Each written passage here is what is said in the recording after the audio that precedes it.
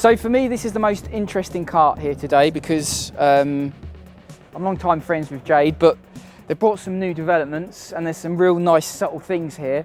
They've done a couple of sessions already. From my stopwatch, it looks pretty damn competitive straight away. I think they've already found a mile an hour or two.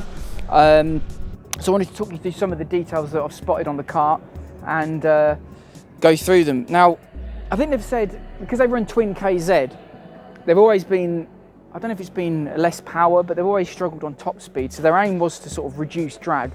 And like anything, you want less drag and as much downforce as possible. So let's have a quick look and see what the initial changes are that I've been able to spot, or really just watch them talk about it and then pretend that I know what I'm doing.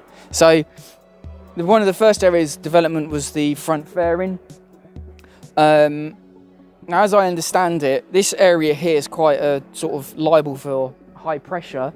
So what they found was that this Nassau panel, sometimes they are attached and they're over the fairing. So in effect, the sort of air goes in and it creates a lift and almost becomes like a parachute. So first thing is this Nassau panel goes under the fairing, and there's some really nice contouring here to, I'm not sure exactly what effect it will have on the airflow, but the aim is to sort of clean up this area here.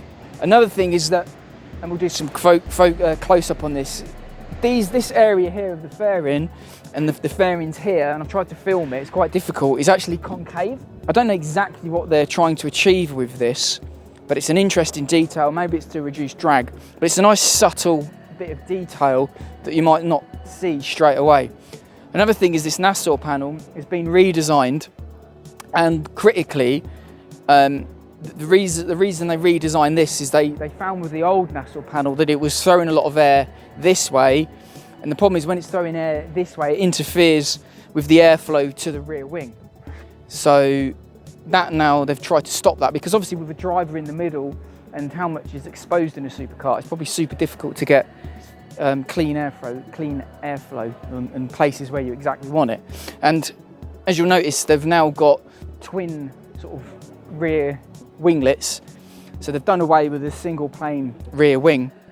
Now the reason for that is, as I understand it, is basically because the airflow is so messed up behind the driver that it serves no purpose to have a sort of wing behind the driver, so they've gone for these two winglets.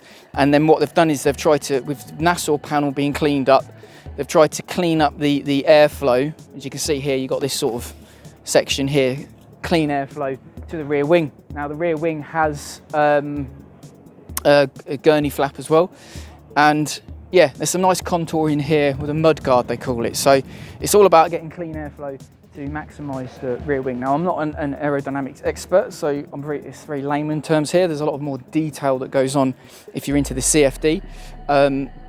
So yeah, straight away it looks pretty good out of the box. It's the most drastic visual change in the paddock in terms of in Division 1, and seems to work quite well out of the box. Now it's a twin KZ as well, which I've already said. Now there is some work going on with the improvements on the floor, so there's a lot of gaps in the floor around the wheels, so that's all going to get closed up, I understand, and some cool stuff with the diffuser.